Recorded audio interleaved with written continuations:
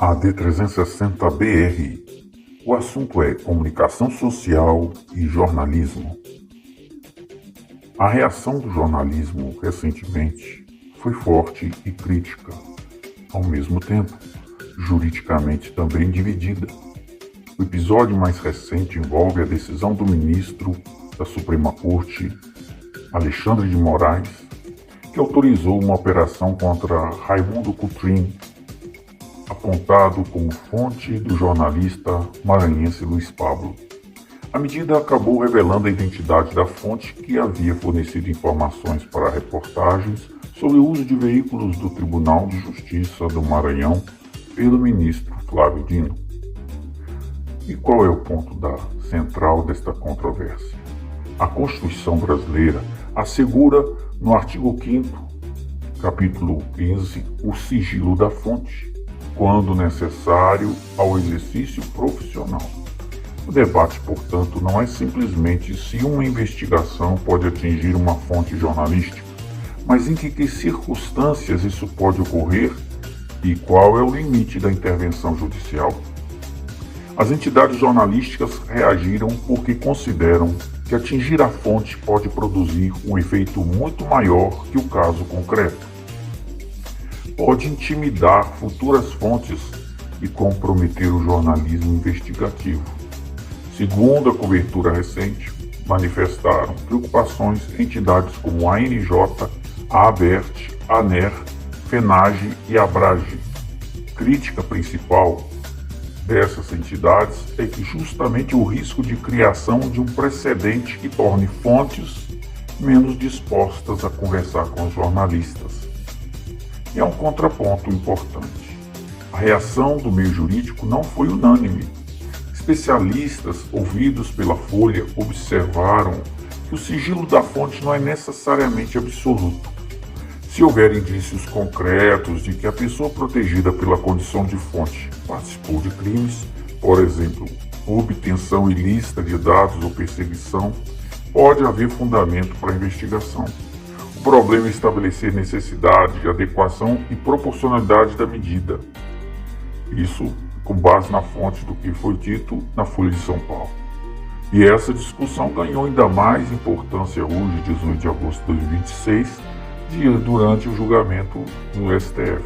Flávio Dino afirmou que o sigilo da fonte deve ser compreendido dentro da finalidade profissional do jornalismo, enquanto Moraes defendeu uma distinção entre jornalismo profissional e pessoas que simplesmente se autodenominam jornalistas nas redes sociais. E onde está a questão que realmente torna esse assunto muito delicado?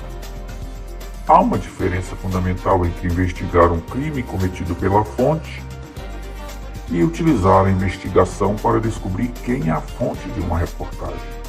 No primeiro caso, o Estado pode ter interesse legítimo em investigar. No segundo, surge um problema constitucional muito mais sensível.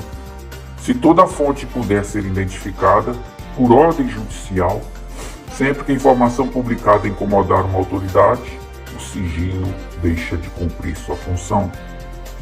O próprio STF reconhece que a liberdade de informação jornalística não legitima informações sigilosas obtidas por meios ilícitos, como diz o portal do STF.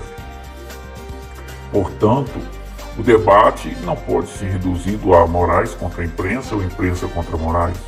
É necessário examinar o conteúdo integral dos autos, a origem dos dados, a conduta atribuída à fonte, a fundamentação da decisão e a proporcionalidade da medida. E há um aspecto institucional particularmente relevante nisso. Moraes já adotou em outros processos medidas relacionadas a vazamentos de informações sigilosas. Em 2022, por exemplo, determinou investigação para descobrir a origem de informações que haviam chegado à imprensa. Por outro lado, também determinou o levantamento de sigilos, quando entendeu que a publicidade era necessária para impedir informações incompletas ou contraditórias na imprensa. Em 2025, por exemplo, retirou o sigilo da investigação envolvendo a ABIN justamente após vazamentos seletivos. E é justamente essa aparente tensão que torna o caso jornalisticamente importante. De um lado, O Estado precisa proteger investigações e combater crimes. De outra, a democracia precisa de fontes capazes de denunciar irregularidades sem receio de serem imediatamente identificadas. Em síntese, o jornalismo reagiu porque viu no episódio um possível precedente para o enfraquecimento do sigilo da fonte.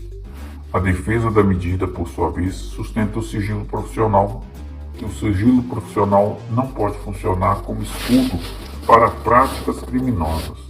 A questão decisiva será saber se, neste caso concreto, a quebra de proteção era realmente indispensável ou se existiam meios menos invasivos para investigar os fatos. E esse é provavelmente o ponto mais importante para uma matéria da AD 360BR. Não transformar o episódio em uma disputa pessoal entre Moraes e jornalista, mas discutir até onde pode o Estado, quando a investigação alcança a fonte de uma informação jornalística. AD 360BR. Boa noite.